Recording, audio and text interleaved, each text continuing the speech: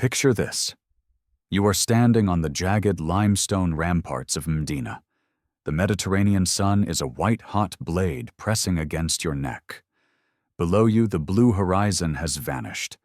It has been replaced by a monolithic wall of timber and lateen sails.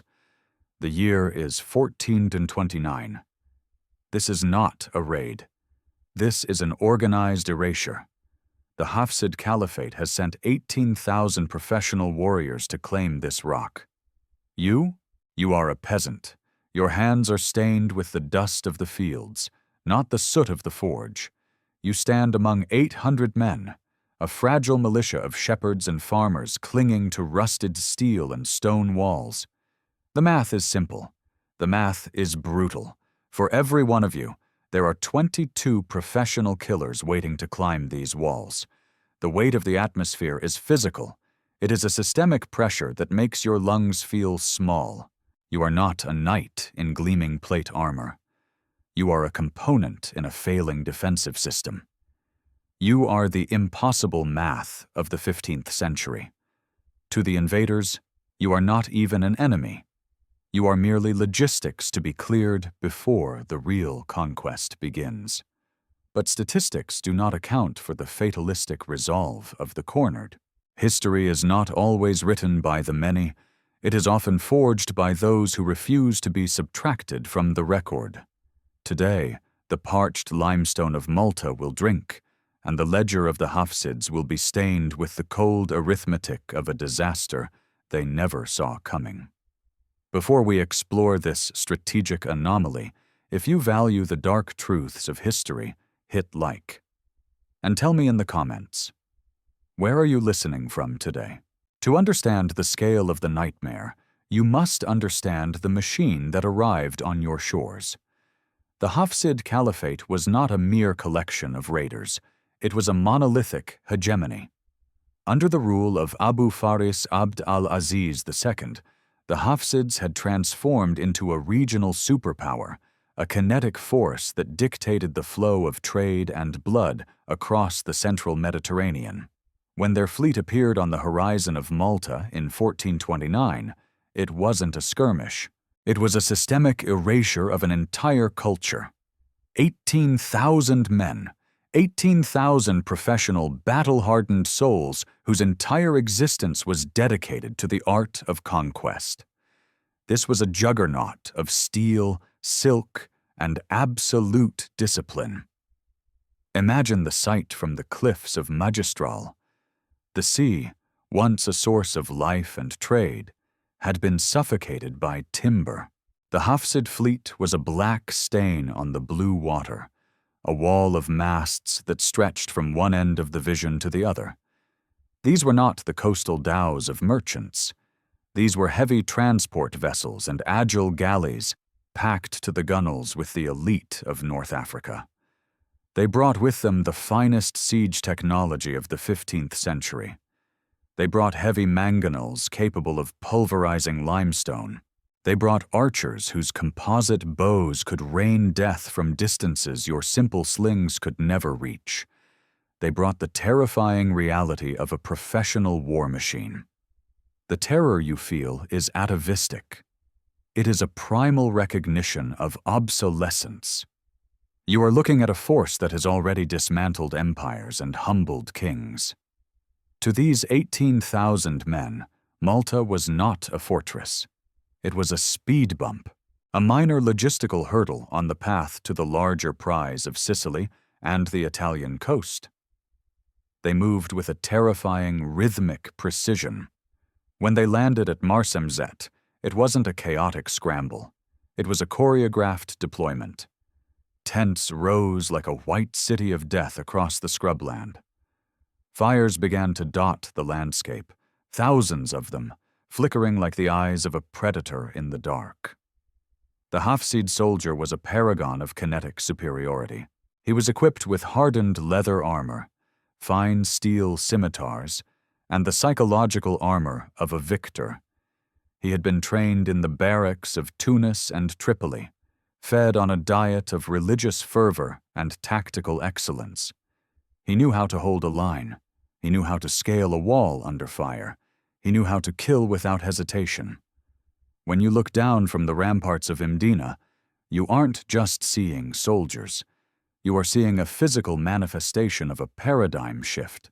The world of the local militia, of the farmer who picks up a pitchfork to defend his barn, is over. The era of the professional conqueror has arrived to claim the rock you call home. This was a force designed for total war. Their command structure was a refined pyramid of authority, where orders moved with the speed of thought from the generals to the front line. They carried with them a sense of inevitable triumph. Why wouldn't they? The ratio was 22-1. In the cold arithmetic of the 15th century, those odds don't lead to a battle. They lead to a massacre. The Hafsids didn't even expect a siege. They expected a capitulation. They expected that systemic panic that usually accompanies the arrival of such a monolith. They expected the gates to open and the keys to be handed over in a gesture of broken-spirited submission. But there is a specific kind of darkness that settles over a man when he realizes he has nothing left to lose but the ground beneath his feet. The Hafsids brought the weight of an empire, but they forgot one crucial detail of the Mediterranean landscape. This island is not made of soil. It is made of rock, and the people who live here are carved from that same unforgiving stone. The juggernaut had arrived, brimming with confidence and the arrogance of numbers. They saw 800 peasants and saw a minor task. They did not see the fatalism of the cornered. They did not see the stoic resignation of men who had already accepted their own deaths and were now simply deciding the price the enemy would have to pay for them. The air in Malta that September was thick with the scent of wild thyme and the approaching copper tang of blood. The Hafsids began their march inland, their banners snapping in the wind, a sea of green and gold moving across the dusty plains toward the high walls of the old capital. Every step they took was a statement of ownership. Every beat of their war drums was a countdown to the end of your world. This was the monster at the door, impregnable, massive, unstoppable, a force of nature that had never known the meaning of the word defeat on a scale this small. The stage was set for a systemic collapse of the Maltese defense. The ledger was open, and according to every general in the known world, the result was already written in the dust. The only thing left was the slaughter. In the 15th century, honor was a death sentence. To stand in a line and meet a professional army in an open kinetic exchange was not bravery. It was a ritual of suicide. You are a pragmatist. You look at your equipment, a notched blade passed down through 2 generations, a rusted crossbow with a temperamental trigger, and you realize the truth. If you fight like a knight, you die like a dog. This is the moment of cognitive dissonance. The traditional manuals of European warfare tell you to hold the field. The reality of 18,000 invaders tells you to burn the manual. You are forced to embrace a paradigm shift. You are no longer a defender. You are an architect of attrition. Your weapons are technically obsolete. The Hafsid composite bows are masterpieces of engineering, capable of putting an arrow through a throat at 200 paces with mechanical regularity. Their steel is forged in the fires of superior metallurgy. Your defense, by contrast, is a collection of failures. Your armor is mismatched leather and repurposed agricultural tools. But you have one advantage the invader cannot quantify: the limestone. You realize that the city of Mdina is not just a collection of houses. It is a weapon system. Every narrow alley is a choke point. Every overhang is a platform for gravity-fed destruction. You stop thinking about battle and start thinking about fluid dynamics. You are going to funnel the enemy into spaces where their numbers become their greatest liability. This is the innovation of the desperate. You recognize that the Hafsid's strength is their formation. Their discipline is their spine. To defeat them, you must shatter their calibration. You begin to modify your environment. You are not just closing gates. You are creating lethal labyrinths. You prepare cauldrons of boiling oil, not because it is traditional, but because it is a low-tech solution to high-density infantry. You gather rocks, thousands of them. In your hands, a stone is not a primitive tool. It is a kinetic projectile with zero maintenance cost and infinite supply. You are shifting the battlefield from the horizontal plane to the vertical. You are forcing the elite soldiers of the Caliphate to fight uphill, in the dark, against an enemy that refuses to engage in honorable combat. The authority here does not come from a crown. Don Gonsalvo da Monroy, the titular lord of the island, is a distant figure of greed and incompetence. The real authority is the collective realization that survival requires the abandonment of chivalry. You and the other 799 peasants become a singular organism. You develop a system of communication based on the geography of the walls. You learn the rhythm of the enemy's movements. You observe their logistics. You see that they are reliant on a constant flow of water and supplies from their fleet. Your innovation is not a new weapon, but a new mindset: systemic resilience. You are going to make every inch of Maltese soil cost the invaders more than it is worth in gold. You are also weaponizing psychology. The atavistic terror you felt when the fleet arrived must be reflected back at the enemy. You begin to use the silence of the city. You use the shadows. When the Hafsid scouts approach the walls, they don't find a trembling militia. They find a void. They find a wall that seems to breathe with a cold, stoic resignation. This is the psychological component of asymmetric warfare. You are projecting the image of an impregnable monolith. You are making 800 men look like 8,000. You are using the echoes of the narrow streets to amplify your numbers. Every shout is timed. Every stone is dropped with calculated precision. This is the architecture of the impossible. You have turned your home into a meat grinder, and you are simply waiting for the enemy to provide the meat. The Hafsids expect a siege where the walls eventually crumble and the defenders beg for mercy. They are not prepared for a conflict where the defenders have already accepted their own deaths and are now focused entirely on the ledger of blood. You have moved beyond the need for hope. You have replaced it with a cold, technical focus on the efficiency of the kill. The innovation is complete. The trap is set. The math of 18,000 versus 800 is about to be tested against the hard reality of limestone and the absolute refusal to break. The silence of Medina does not break. It shatters. The Hafsid command gives the signal, and the horizon begins to move. 18,000 men initiate their kinetic assault. This is not a march. It is a tide of iron and intent. The sound is a low, guttural roar that vibrates in your marrow. From the ramparts, you watch the professional machine engage. They bring the ladders. They bring the hooks. They bring the certainty of conquest. But as the first wave reaches the base of the limestone walls, the impossible math begins to resolve itself into blood. The trap is fired. The Hafsids have the numbers, but they do not have the space. This is the fundamental decalibration of their strategy. They attempt to apply mass to a point that can only hold a fraction of it. As thousands of men surge forward, they become their own worst enemy. They are packed so tightly that the individual soldier loses his ability to swing a blade or raise a shield.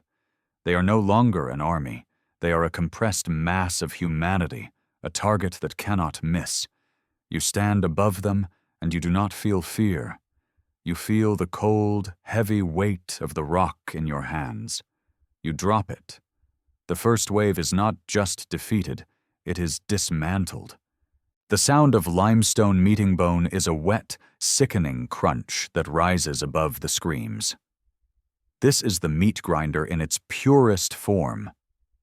You and the 799 beside you are not fighting a battle. You are operating a slaughterhouse. From the murder holes and the battlements, a rain of improvised death descends. Boiling oil, heated to a shimmering, translucent lethality, is poured into the gaps of their armor. It does not kill instantly. It cooks. The smell of charred meat and ozone fills the air, a thick, cloying vapor that sticks to your skin. The Hafsid archers try to provide suppression, but their arrows strike the unyielding stone or whistle harmlessly into the sky. You are behind the shield of the island itself. The kinetic superiority of the Caliphate is being evaporated by the simple physics of the vertical plane. For every Maltese peasant who falls, 20 invaders are crushed, burned, or impaled. The narrow approaches to the gates become choked with the dead. The logistics of the assault begin to fail. The secondary waves cannot move forward because they are literally climbing over a mountain of their own brothers. This is where the systemic panic begins to set in.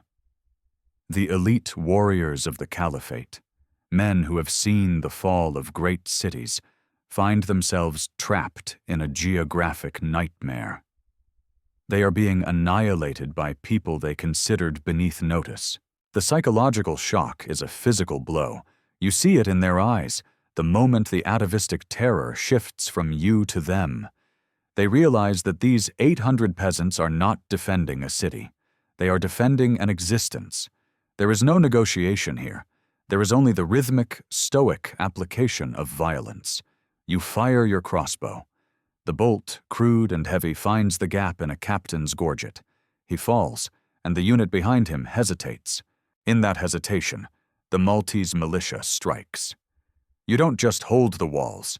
You exploit the chaos. Small groups of peasants, knowing every crack and crevice of the limestone, launch sudden, brutal sorties. They don't seek a prolonged exchange. They seek to dismantle the enemy's command structure. They hit, they kill, and they vanish back into the stone. The heat of the afternoon becomes a weapon. The Hafsids, encased in their gear, are baking. Dehydration begins to sap their strength, while you have the cisterns of the city at your back. The asymmetric warfare is now a physical reality. Their numbers are now a logistical curse. They have 18,000 mouths to feed and water on a parched island that refuses to give them a single drop. The pride of the Caliphate is being shattered against the absolute stubbornness of the Maltese rock. By the time the sun begins to dip toward the sea, the area in front of Medina's gates is a landscape of horror. The white limestone is no longer white. It is a dark, slick crimson. The ground is a carpet of discarded shields, broken bows, and the bodies of those who thought numbers were the final word in history. The 18,000 have been shocked into a state of cognitive dissonance. They were the juggernaut. They were the masters of the Mediterranean, and yet they are being repelled by shepherds. The assault falters. The rhythmic drums of the Caliphate lose their beat. The retreat is not a command. It is a systemic collapse. The soldiers at the rear turn first, their discipline dissolved by the sight of the slaughter at the front. The meat grinder has done its work. You stand on the rampart, your lungs burning, your hands raw and bleeding. You look down at the retreating tide. They came to subtract you from the ledger. Instead, they have left their blood to be absorbed by the thirsty soil. The impossible has happened. The arithmetic of the empire has been broken by the mathematics of the desperate. The dust eventually settles over the parched limestone, but the atmosphere remains heavy with the scent of a permanent change. The Hafsid fleet, that monolithic wall of timber and ambition, has dissolved into the horizon. They did not leave with the keys to the city. They left with a decimated reputation and a ledger stained by a failure they could not explain to their caliph. The record is clear. 18,000 professional warriors were repelled by a collection of 800 souls who refused to be subtracted from existence. This is the final verdict of 1429. It was not a victory of superior technology or grand strategy. It was a victory of systemic resilience. The Hafsids brought the finest kinetic tools of the 15th century, but they were defeated by the cold arithmetic of the vertical plane and the absolute fatalism of the cornered. They learned that a professional army is a delicate machine, while a population fighting for its biological survival is a force of nature. When you have nothing left but the rock beneath your feet, that rock becomes a weapon of mass destruction. The cost was not light. The ledger shows that while Mdina held, the surrounding countryside was bled dry. 3,000 Maltese men, women, and children were dragged into the hold of those retreating ships, a human harvest that would spend the rest of their lives in the slave markets of Tunis. This is the dark reality of history. There are no clean victories. There is only the survival of the system. The 800 peasants saved the heart of the island, but they could not save its limbs. This was a tragedy disguised as a triumph, a cultural anomaly that would haunt the collective memory of the Mediterranean for centuries. This siege forced a paradigm shift in the region. It proved that Malta was not a speed bump, but an impregnable fixture in the gears of conquest.